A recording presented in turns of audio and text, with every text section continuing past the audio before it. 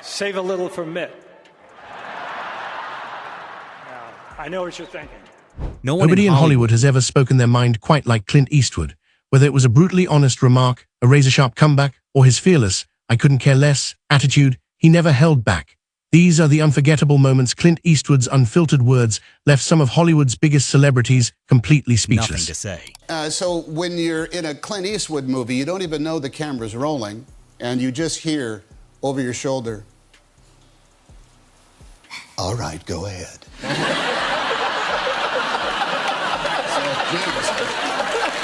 And you just keep doing it until you hear him say, "That's enough of that." Burt Reynolds and Clint Eastwood are remembered as two of Hollywood's greatest legends, but long before they became household names, they shared an unbelievable experience that almost changed both of their careers forever. In one of the strangest twists in Hollywood history, the two rising actors were hired on the very same day, full of hope that they had finally caught their big break. But that excitement didn't last long. Incredibly, they were also fired on that exact same day, and the reasons behind those shocking decisions were so ridiculous that they're still hard to believe decades later. Reasons? There's a story I heard that you and Clint Eastwood both got started around the same time and that you were both fired from Universal Pictures on the same day. That's true. As young guys getting started out because they found fault with both of you. Why would they fire you, Clint Eastwood, or you? I mean... Well, Clint, they said, you talk too slow, and your tooth is chipped and you won't get it fixed. And you don't listen to anybody. You just want to do things your own way. And I said, why are you firing me? And they said, you can't act. The biggest Hollywood stars to the actors Clint Eastwood personally directed, nearly everyone who worked alongside him came away saying the same thing. Behind his legendary reputation was an unmatched level of discipline, professionalism, and quiet dedication that set him apart from almost everyone else in the industry. Whether he was in front of the camera or behind it, Eastwood expected excellence and led by example every single day.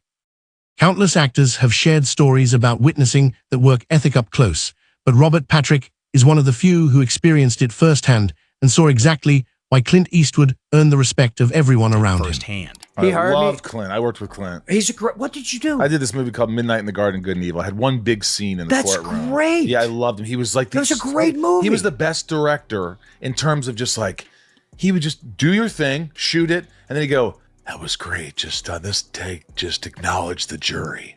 That's all I need you to do." I go, "Do you have anything else?" He goes, "No, how did you feel?" I go, "I felt great." He goes, "All right, you want another one?"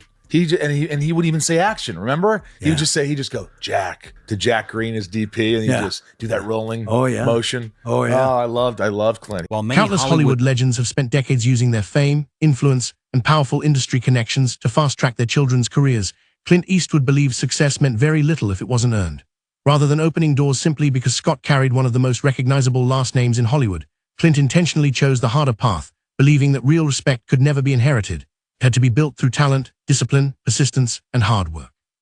From the very beginning, Scott quickly learned that being Clint Eastwood's son would not guarantee him a single role, a single opportunity, or even a single advantage over anyone else walking into the same audition room. Instead of receiving special treatment, Scott was expected to compete against every other actor, face the same rejection, and overcome the same challenges that thousands of hopeful performers experienced every day. Clint refused to make phone calls, pull strings, or ask directors to cast his son simply because of family ties. He wanted Scott to experience the pressure, disappointment, and determination that shape every successful actor's career. If Scott wanted to stand in front of a camera, he first had to prove that he deserved to be there through his own ability, not his famous surname. It meant showing up prepared, reading for roles alongside complete strangers, and accepting that nothing would ever be handed to him. Every audition became another chance to prove himself, knowing that the casting directors weren't looking for Clint Eastwood's son, they were looking for the best actor for the role. Some opportunities slipped away, others came after relentless effort. But interesting to me is that I learned that you have to audition for his movies, which seems weird to me because you'd think he'd know what you can do, what you can't do. Yeah, no, no. He does not. He does not. I don't think he likes me in his movies. Because here's the thing. He's put me in a few movies, and I've auditioned for a lot. and haven't got a lot. And then Gran Torino came around where he was talking to me. It was like this little role. Yeah. And he got a call. His character's supposed to be giving your character a hard time. Yeah, exactly. He's calling me a pussy and a spoiled little brat or whatever. And he gave me that role, and on the day we were shooting it, there was a lot of stuff that came out that wasn't on the script there. What? That wasn't in the script. Right. Okay. Yeah. And so did it make you think like he's working through some issues? Yeah, Maybe? yeah, I think. Oh, I got a part for the kid. Give him this part. The part where I chew out that punk. I think it was a lot of pent up over the years of me pissing him off. And finally, how's Dad? Dad's good. What would surprise us to know about your dad? Any fun fact that you could share with us? Like, any punishments he gave you as a kid, or? Because I'd be terrified if he was my dad. I'd be. You should be. You don't know, but he would just look at you and like, Oh yeah. really? He'll take you down with a look. He will take you right down. And Eastwood's remarkable success wasn't built on luck, and he certainly didn't remain one of Hollywood's most respected figures for decades by accident. While countless actors reached the top only to fade away, Eastwood continued evolving with every film, every performance, and every new challenge that came his way. Instead of believing he had nothing left to learn after achieving worldwide fame, he approached every project with the mindset of someone who could still improve. He paid attention to the people around him, listened carefully to different perspectives, and remained open to ideas regardless of where they came from. Throughout his legendary career, that willingness to keep learning became one of the biggest reasons behind his lasting success. Whether he was working with experienced filmmakers, first-time actors, or talented crew members behind the scenes, Eastwood understood that valuable lessons could come from anyone. Rather than letting his reputation make him complacent, he continued sharpening his craft year after year, proving that true greatness isn't just about reaching the top. It's about having the humility to keep listening, adapting, and learning long after you've already become a Hollywood legend. Listening and learning. On several occasions in this series, notably with Steven Spielberg, with Ben Kingsley, we've talked about the virtue and use of silence in film. Don Siegel has said the hardest thing to do is nothing. A number of people have paid tribute to your expressive use of silence. What you're doing with me this moment is what you do so extraordinarily well. On the screen, you listen. Is it that important to you? I think the most important thing, it's certainly the most important thing as in acting, is listening. Anybody can expound a lot of dialogue, but a lot of people don't listen well. In fact, I think it's something in life, my wife and I were talking about this the other night, is one of the great things I think they ought to be teaching in schools, and not for acting, but for just life in general, is the art of listening. It's something that a lot of people don't understand, and a lot of people may listen or attempt to listen, but they don't hear, or they don't absorb what they're listening to. When Clint Eastwood speaks, people don't interrupt, they listen. That kind of respect isn't something that comes with fame alone. It's earned through decades of consistency, discipline, and an extraordinary career that has made him one of the most admired figures in Hollywood history.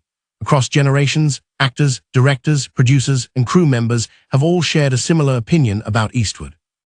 Whether he's standing behind the camera as a director or in front of it as an actor, his presence immediately changes the atmosphere on set. Conversations become quieter, everyone pays closer attention, and even the biggest stars naturally look to him for guidance. It's the result of a lifetime spent mastering his craft and leading by example rather than demanding attention. Like many Hollywood celebrities whose reputations are built on publicity, Clint Eastwood earned his through actions. Year after year, film after film, he developed a reputation for professionalism, efficiency, and calm leadership. He wasn't known for long speeches or dramatic displays. Instead, he let his experience, confidence, and work ethic speak for themselves. Those qualities created an environment where actors trusted him completely, knowing that every piece of advice came from someone who had already accomplished what most people in the industry could only dream of achieving. That's why, whenever Eastwood offered a suggestion or gave direction, people listened carefully. They understood they were learning from someone whose career had already become part of Hollywood history. You actors understand that feeling better than Matt Damon. Long before they ever worked together, Damon had admired Clint Eastwood as both an actor and a filmmaker. Like millions of movie fans around the world, he had grown up watching Eastwood's unforgettable performances and witnessing the incredible impact he had on cinema. So when the opportunity finally arrived to work with one of his greatest heroes, it wasn't just another role on another film set. It was a career milestone, one of those rare moments every actor hopes will come true at least once. As filming approached, Damon admitted he was genuinely excited. Along with that excitement came the natural pressure of wanting to perform well in front of someone he respected so deeply. Working with a Hollywood legend isn't something that happens every day, and he knew this was a chance he didn't want to waste. He arrived prepared, focused, and determined to give everything he had from the very beginning. Every scene mattered, every detail mattered, and every take felt like an opportunity to prove himself in front of one of the greatest filmmakers the industry had ever seen. The cameras were finally ready and everything was set. Damon stepped into the scene knowing this was the moment he had been waiting for. There was no hesitation. He committed himself completely to the performance, delivering everything he had from the very first take. Years of preparation, experience, and respect for the craft came together in that single moment. More than anything, he wanted to honor the opportunity of working with Clint Eastwood by giving his absolute best. For Matt Damon, it wasn't simply about acting in another movie. It was about sharing a set with one of the people who had inspired him throughout his career. The experience served as a reminder that even the biggest Hollywood stars never stop looking up to the legends who came before them. When that legend happens to be Clint Eastwood, someone whose influence has shaped generations of filmmakers and actors alike, even Academy Award winners become students again, ready to listen, eager to learn, and determined to make every moment count. And listen. And I showed up and I'm ready. It's like my chance to work with, one of my heroes. And the very first take, I did it. And meanwhile, I've done this so many thousands of times. I have, a number of different ways that I'm thinking of maybe doing the scene. So he goes, cut, print, move on. And I go, hang on. Boss, I want to do another one. I mean, I wasn't even in costume. That was the first one. Like, you want to do it. And he goes, why? You want to waste everybody's time? Oh my God. And I went, no, I guess we're moving on. And it was one take. He was holding a gun. But there was a kindness. For Many actors, looking fearless is simply part of the job. They step in front of the camera, play the tough guy, deliver a convincing performance, and leave the character behind when filming ends. But Clint Eastwood was different. Long before Hollywood made him one of the biggest stars in the world, toughness wasn't something he pretended to be. It was something life had already taught him. Years before the fame, the awards, and the legendary roles, he had experienced challenges that shaped his character and built the quiet resilience people would later see on screen. At the time audiences came to know him as the calm, fearless figure who never backed down, that attitude wasn't the result of acting lessons or movie scripts. It had already become part of who he was. Every hardship he faced before reaching Hollywood helped develop the discipline, confidence, and determination that would define both his career and his reputation. While countless actors became famous by convincing audiences they were tough, Clint Eastwood earned that image because he had already lived it long before anyone knew his name. His legendary screen presence wasn't created by Hollywood. It was built through real-life experiences that prepared him for everything that came after. Famous. My dad actually, he was in a plane crash in his early 20s, and it was off San Francisco. And he had to swim like a couple miles in that water to survive. Yeah. Holy shit! He crashed into the water. Yeah. Most people don't know that. It's whoa. But what happened was he was in the Army, and it was right around the time the Korean War was starting, and they were flying. They were doing a routine flight or something, and they had to crash land in the ocean. Whoa. And it was getting night, and I believed the pilot died, but the other guy he was with survived. So him and this other guy, they were swimming to shore, and they got split up because it was getting dark at night. Whoa. And so then now they're swimming alone. Even some of Hollywood's biggest celebrities aren't immune to feeling completely starstruck when they're around Clint Eastwood. After decades of unforgettable performances, iconic films, and an unmatched legacy, Eastwood has earned a level of respect that few people in the entertainment industry will ever experience. His presence alone has a way of making even seasoned stars act like lifelong fans. Clint Eastwood, how are you? Yes, I'm fine, darling. How are you? Good to see you. Thank you. We've never met. I'm a big fan, and I just wanted to say I'm a big fan. Thank you for the headset you gave me a few years ago. Oh, you're welcome. I didn't know I did, but you're welcome. That's great. I think I saw some familiar names on the tombstones in the cemetery. You might have. One was Donald Siegel. Oh, Don Siegel, did I put him in there? Don Siegel, and the other was S. Leone. That's the only one. I was having a little fun with those paying guys. debts? I wasn't wishing anything on him.